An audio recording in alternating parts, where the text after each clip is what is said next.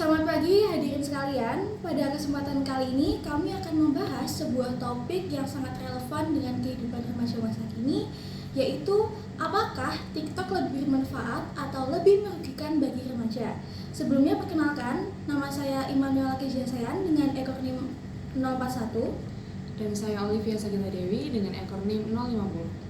Jadi, TikTok sebagai salah satu platform media sosial yang sangat populer telah menjadi bagian dari keseharian banyak remaja di seluruh dunia, termasuk juga di Indonesia. Aplikasi ini menawarkan berbagai konten hiburan, edukasi, hingga ekspresi kreatif yang mudah diakses oleh semua orang, khususnya anak remaja. Namun, di balik manfaat tersebut, muncul pula kekhawatiran mengenai dampak negatifnya, seperti kecanduan, penyebaran informasi bohong, dan hingga pengaruh buruk terhadap mata dan juga kesehatan mental. Melalui debat ini, kami dibagi menjadi dua kelompok, yaitu tim pro dan kontra. Tim pro akan menyampaikan argumentasi bahwa TikTok membawa manfaat besar bagi remaja, terutama dalam aspek kreativitas, edukasi, dan pengembangan diri. Sementara itu, tim kontra akan menunjukkan sisi lain dari TikTok yang dinilai lebih banyak memberikan dampak buruk, seperti menurunnya produktivitas, penyebaran konten tidak pantas, serta resiko terhadap kesehatan mental. Dengan membahas kedua sudut pandang secara objektif dan kritis, kami berharap debat ini dapat memberikan wawasan baru dan membantu kita semua dalam menilai sejauh mana pengaruh TikTok dalam kehidupan remaja saat ini. Mari kita simak argumentasi dari kedua tim pikiran terbuka semangat berpikir kritis. Selamat siang hadirin sekalian, selamat datang di acara debat kita hari ini. Topik yang akan kita bahas adalah sebuah isu yang sangat relevan dan seringkali memicu perdebatan sengit di tengah masyarakat, yaitu apakah TikTok lebih bermanfaat atau lebih merugikan bagi remaja. Untuk membahas topik ini, kita telah menghadirkan dua tim yang akan memaparkan argumen mereka. Di sisi pro yang akan berargumen bahwa TikTok lebih bermanfaat bagi remaja, dan di sisi kontra yang akan berargumen bahwa TikTok lebih merugikan bagi remaja.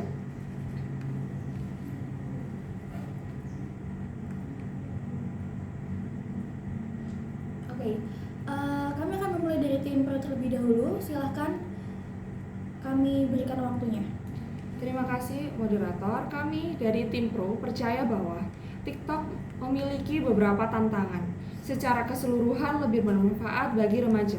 Pertama, TikTok adalah gudang konten edukatif yang tidak terbatas. Remaja dapat dengan mudah menemukan video tutorial dengan berbagai mata pelajaran, tips belajar, bahkan kursus hingga singkat dari para ahli. Ini memungkinkan mereka belajar di luar kurikulum sekolah dengan cara interaktif dan menyenangkan. Yang kedua, TikTok adalah platform hiburan yang kaya dan beragam.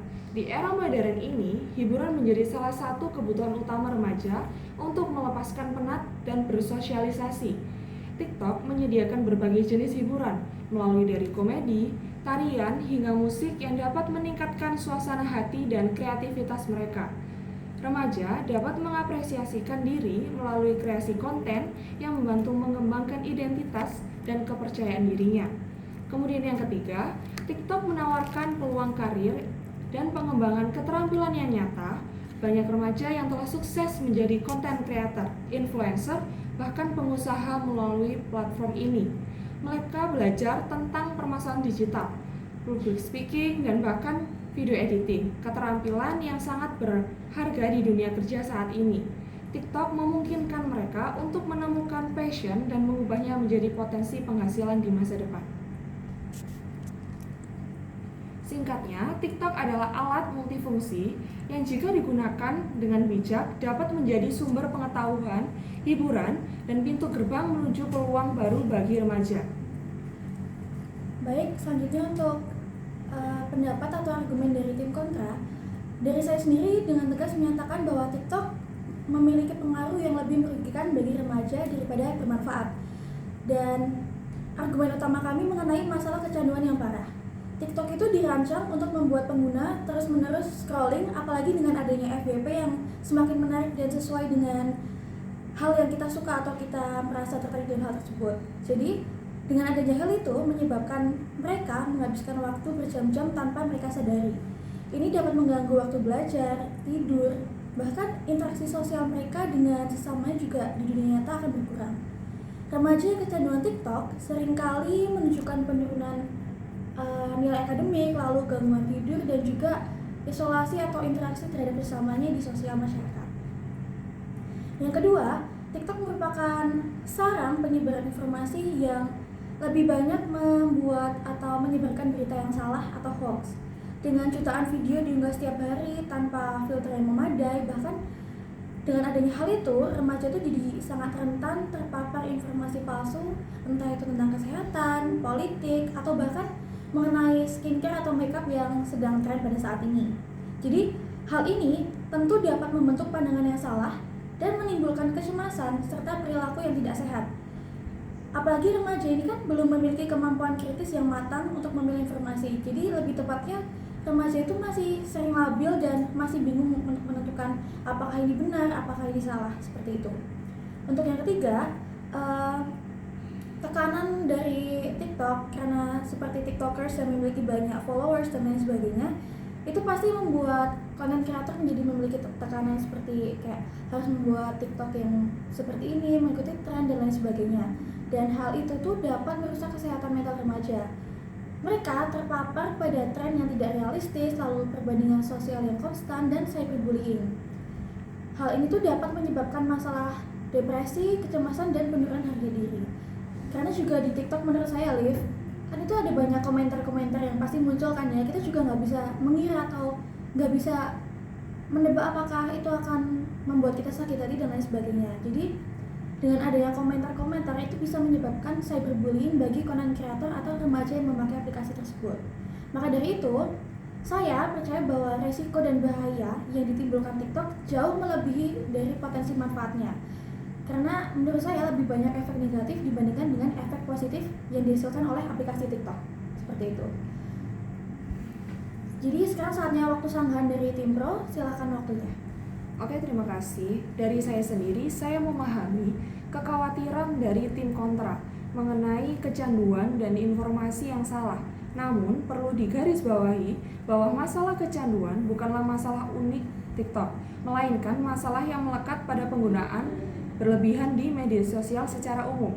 Kemudian ada tanggung jawab ada pada orang tua dan sekolah untuk memberikan literasi digital dan mengawasi penggunaan aplikasi.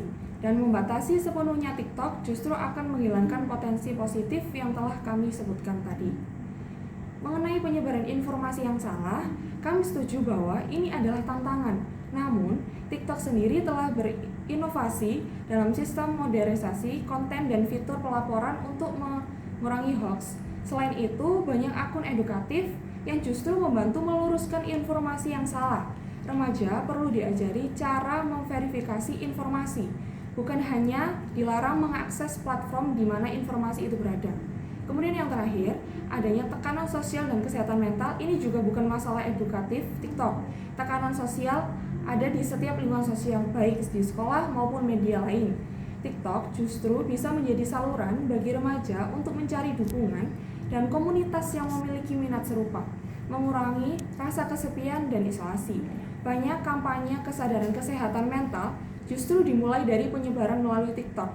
Jadi, di sini TikTok bisa menjadi alat yang meningkatkan kesadaran akan masalah tersebut. Oke, baik. Sekarang saatnya tim kontra akan memberikan atau mencurahkan pendapatnya.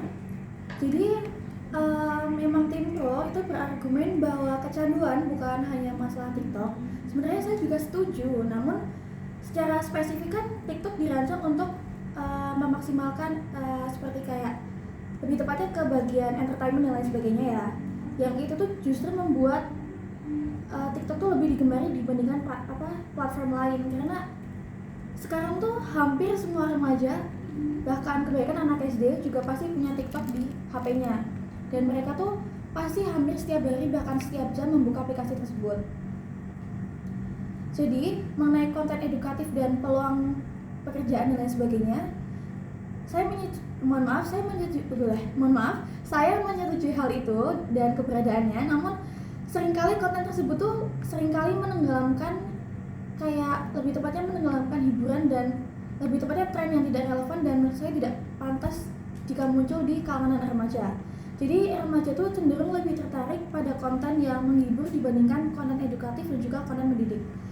Dan untuk peluang pekerjaan atau peluang karir, mayoritas remaja itu tidak akan memanfaatkan atau tidak akan mendapatkan manfaat ekonomi dari TikTok, melainkan hanya menghabiskan waktu luang untuk scrolling, mencari make up, skincare, atau bahkan melihat idolanya di FYP seperti itu. Jadi klaim bahwa TikTok dapat menjadi saluran dukungan kesehatan mental itu menurut saya agak kurang ya, walaupun mungkin ada kampanye positif dari FYP yang muncul di gawai anak remaja, namun dampak negatif dari perbandingan sosial dan paparan konten itu yang tidak sehat jauh lebih dominan dan meluas. Jadi tekanan untuk memiliki hal-hal ideal atau harus sesuai dengan standar TikTok istilahnya itu dapat memperburuk kecemasan para remaja. Jadi dengan adanya fitur pelaporan itu kan bisa membantu juga untuk mengatasi hal negatif seperti itu. Selanjutnya adalah sanggahan dari Timpro. Oke, terima kasih. Untuk menyimpulkan dari ini, kami mempercayai bahwa potensi manfaat TikTok bagi remaja jauh lebih besar daripada resiko jika dikelola dengan bijak. TikTok adalah platform yang dinamis yang mencerminkan cara remaja berinteraksi dan belajar di era digital. Dengan bimbingan yang tepat dari orang tua dan edukasi literasi digital dari sekolah, remaja dapat memanfaatkan TikTok sebagai alat untuk belajar hal baru, mengekspresikan kreativitas, membangun komunitas, dan bahkan menemukan jalur karir yang menjanjikan. Melarang atau terlalu membatasi TikTok hanya akan membuat remaja mencari alternatif lain yang mungkin tidak aman. Fokus kita seharusnya adalah pada pemberdayaan remaja untuk penggunaan teknologi secara bertanggung jawab, bukan membatasi akses mereka terhadap sumber daya yang berpotensi positif. Oke, selanjutnya tim kontra akan memberikan atau menyampaikan argumennya dan kesimpulannya. Jadi singkatnya, tim kontra yaitu saya berpendapat bahwa TikTok dengan konten-konten yang kurang terfilter dan lebih merugikan daripada bermanfaat bagi remaja memiliki resiko kecenderungan atau kecanduan yang mengganggu perkembangan, paparan informasi palsu yang membahayakan, dan juga dampak negatif terhadap kesehatan mental itu merupakan konsekuensi atau hal yang serius dan tidak dapat diabaikan. Karena remaja itu memiliki perasaan yang seperti mudah terbawa perasaan dan lain sebagainya. Jadi jika misalkan dia membuka komentar yang mengarah ke fisik atau hal-hal yang menurut dia kurang cocok atau merasa itu merupakan hal yang menghujatnya, itu pasti dia akan selalu kepikiran ya yang tim pro, dan otomatis dia juga pasti akan selalu kayak, oh ternyata saya begini, aku begini, seperti itu. Jadi meskipun ada beberapa konten yang positif, tapi jumlahnya tuh jelas nggak seimbang dibandingkan dengan arus hal atau dampak negatif yang akan berdampak kepada para remaja. Jadi kita tuh sebaiknya melindungi remaja dari bahaya yang jelas terlihat, sampai TikTok dapat mengatasi masalah mendasar ini dengan lebih efektif, dan manfaatnya diklaim masih tertutupi oleh resiko yang signifikan bagi kesejahteraan generasi muda kita. Jadi pada intinya TikTok tuh memiliki banyak pengaruh, ada pengaruh positif dan juga ada pengaruh negatif.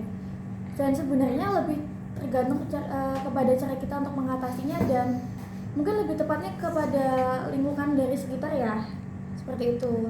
Jika orang tua lebih mengawasi, mungkin itu bisa lebih berdampak positif kepada remaja atau anaknya sendiri. Apakah ada tambahan dari Olive? Sudah sekian menurut saya. Oke, jadi sekian argumen kami mengenai apakah TikTok lebih bermanfaat bagi remaja atau lebih memiliki dampak negatif. Saya Kezia Sayan dengan akronim 041. Saya Olivia dengan akronim 050. Kami mengucapkan terima kasih. Terima kasih. Makasih ya.